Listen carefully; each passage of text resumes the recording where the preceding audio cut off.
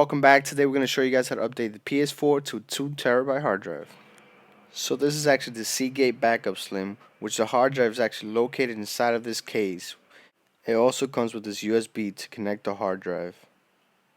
So the first step is actually removing the hard drive from the case, which you would have to pry off all four corners in order to reach the hard drive. Real simple, guys. Don't be scared to pry it off. You will hear popping, but just as long as you don't damage the actual hard drive inside, everything works just fine. So once you get the actual hard drive, the next step is to actually pull off the hard drive. I had to pry it off because mine wasn't coming off. So once you guys do that, you have to remove this aluminum film from the actual hard drive. Being careful not to damage the hard drive. This component is very sensitive, so guys, please keep an eye out. Make sure you don't scratch or damage this area. Once you have that, you can actually remove the USB adapter from the back of the hard drive. You will no longer need this unless you're trying to use the old hard drive, which can simply be done by plugging the adapter back into the port. But I'll cover this more on later, guys, so let's move on. Now, step number 2 involves removing the hard drive from the actual PS4. So it's real simple. All we have to do is slide off the cover by pulling back on it, making sure we do not damage this cover. Now, putting that off to the side, we see the actual components of the PS4 here. And we have the PlayStation screw, which actually used to be located on the left-hand corner on the older PS4. But this limited edition comes with a new screw located here in the middle, which you guys can still see is the same PS4 logo on the screw. And all we have to do is actually unscrew this, so make sure you have a small Phillips.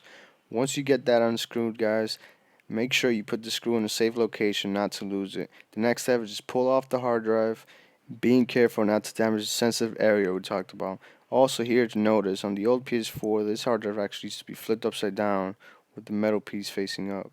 But it's still the same, guys. All you need to do is remove 4 screws from each side of the hard drive or hard drive bracket, whatever you guys want to call it.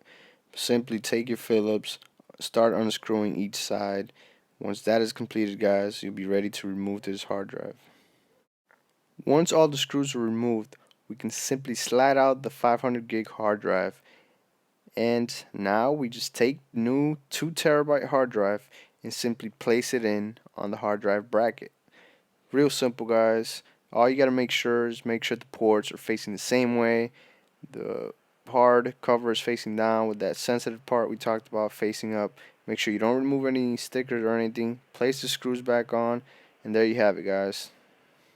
Now we can finally slide that hard drive back into its position, making sure to firmly press on it. Make sure you guys don't press too hard. All we need is the ports to fully be seated. Then you make sure that hole is lined up. Find that PlayStation screw, and all we need to do is tighten that screw back in place. Making sure you guys don't over tighten because it could mess up. So this is a pretty easy project, guys. All we had to do was remove the hard drive from the case, remove the hard drive from the PS4, switch those two out, and now all we gotta do is place that cover back on, and now we have a 2 TB PS4. Real simple, guys. Oh, and by the way, I forgot to let you guys know, this backup slim hard drive only costs about $90. So you guys can find it on Amazon, any retail store, different prices. So if you still wanted to use that 500 gig hard drive, all you gotta do is put that USB adapter back on. Real simple. You can put it back in the case, use it for whatever you guys needs. So I personally don't need it, so I'm just gonna put this back in and put it off to the side, so whenever I do need it, I have a 500 gig extra hard drive. One final step, you guys will need to go to the PlayStation website to download the file in order to update the software once you reboot PS4. So there you go, guys. Make sure you subscribe and like my videos. See you on the next one.